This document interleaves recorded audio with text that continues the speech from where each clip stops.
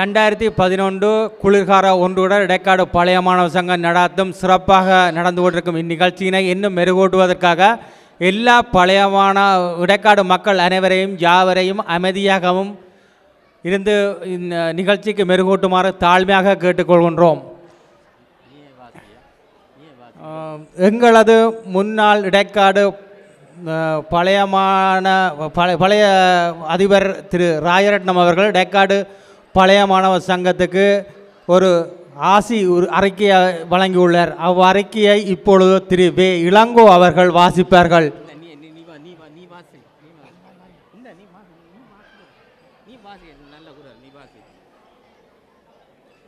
என் அறிவுக்கு உட்பட்ட வகையில் இடைக்காடு மகா வித்தியாலயமானது 1925ஆம் ஆண்டு இடைக்காடு புவனேஸ்வரி தமிழ் வித்தியாலயம் என்ற பெயரில் இடைக்காடு இந்துநெறி கழகத்தால் நிறுவப்பட்டது. அவ்வறிக்கையில் இப்பாடசாலையானது 1ஆம் வகுப்பு முதல் 8ஆம் வகுப்பு வரை கல்வியினை வழங்கி வந்துள்ளது. படிப்படியாக பாடசாலையின் வளங்கள் மெருகூட்டப்பட்டது.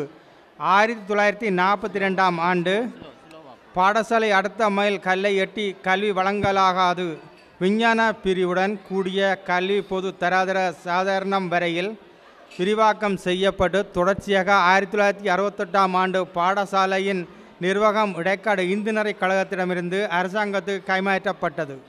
அவ்வறிக்கையில் கல்வி பொது தராதர உயர்தரம் பாடநெறிகள் ஆரம்பிக்கப்பட்டது. அதிகரிக்கப்பட்ட மாணவர் சேர்க்கை விரிவாக்கம் செயற்பட்ட அறிக்கை நெறிகள் மற்றும் பாடங்கள் மட்டுமல்லாது பல்வேறு மாடிகள் கொண்ட கட்டிடங்கள் வகுப்புகள் வளம் மிகுந்த பரிசோதனை கூடங்களும் பட்டறைகளையும் கொண்ட பாடசாலை கற்கை சூழ விரிவாக்கப்பட்டது. இடைக்காட்டைச் சேர்ந்த தனவாளர்களும் நலன் விரும்பிகளும் பழைய மாணவர்களும் இன்று வரை பாடசாலையின் வளர்ச்சிக்கு தங்கள் பங்களிப்புகளை வழங்கி வருகின்றார்கள். இப்பாடசாலையானது பல வேறுபட்ட முனைவர்கள் மருத்துவர்கள் பொறியியலாளர்கள் மற்றும் கல்விமான்கள் உருவாக்கியிருக்கிறது என்றும் கூறும்போது பெருமை அடைகின்றேன். முன்னாள் பாடசாலை முதல்வர் என்ற வகையிலும் இடைக்காடு மக்களுடன் நெருங்கி பழகியவன் என்ற வகையிலும் இந்த சந்தர்ப்பத்தில் பாடசாலையின் இன்றைய வளர்ச்சிக்கும் அதன் ஒருங்கிணைந்த வளர்ச்சிக்கும் நற்தோற்றத்திற்கும் அயராது பாடுபட்ட மற்றும் இடைக்காடு புலம்பெயர்ந்து கனடா மற்றும் பல்வேறு நாடுகள் வாழும் பழைய மாணவர்களுக்கும் நன்றியினை தெரிவித்துக் கொள்கின்றேன்.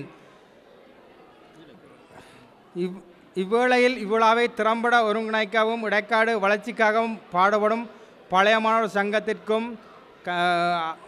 கனடா கிளை தலைவர் உபதலைவர் செயலாளர்கள் மற்றும் கனடா வாழ் மக்களுக்கும் நன்றியை தெரிவித்துக் கொள்கின்றேன். நன்றி.